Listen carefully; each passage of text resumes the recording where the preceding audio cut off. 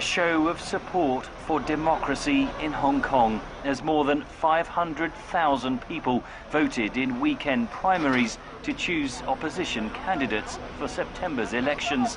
It's 2 weeks since Beijing imposed the national security law, and many residents fear their basic freedoms are being taken away.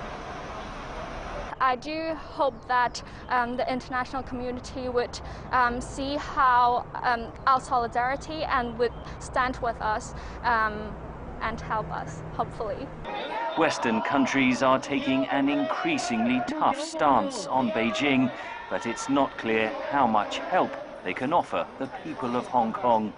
Britain signed an international treaty with China when it handed over the territory in 1997, purportedly guaranteeing Hong Kong's political freedoms for 50 years. Britain and its allies say China's new law breaks that agreement.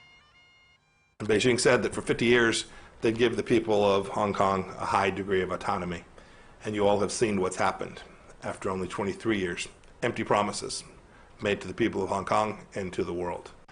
Australia last week suspended its extradition treaty with Hong Kong and announced visa extensions and a pathway to citizenship for Hong Kong passport holders in Australia. That mirrors Britain's citizenship offers for overseas passport holders in Hong Kong.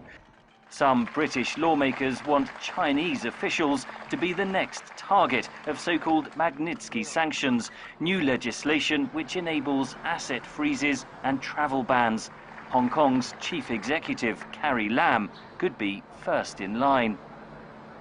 Carrie Lam, as I understand it, whose family have British passports, needs to be made very clear to her that the action she has taken in line with the Chinese government make it very difficult for us to deal with her. Duncan Smith says China should be confronted on multiple other issues. The Uyghur population and forced sterilization and incarceration. You've got the problem with Hong Kong, with them stripping away the rights of people to protest and to comment, which is astonishing, really. Their threats around Taiwan, their control of the South China Seas, even when the UN tells them to get out, their border clashes with India, and their complete disregard of the rights of anybody in China who disagrees with them. The United States last week hit 3 Chinese officials with sanctions over their alleged involvement in the persecution of Uyghurs. China has reacted angrily and says other countries should not interfere in what it calls internal affairs.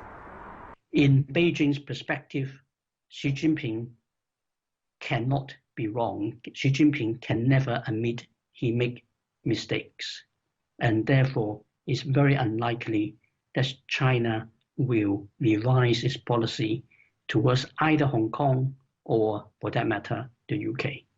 Britain, the United States and their allies are testing their leverage against China, a measure of global power as tensions rise between East and West.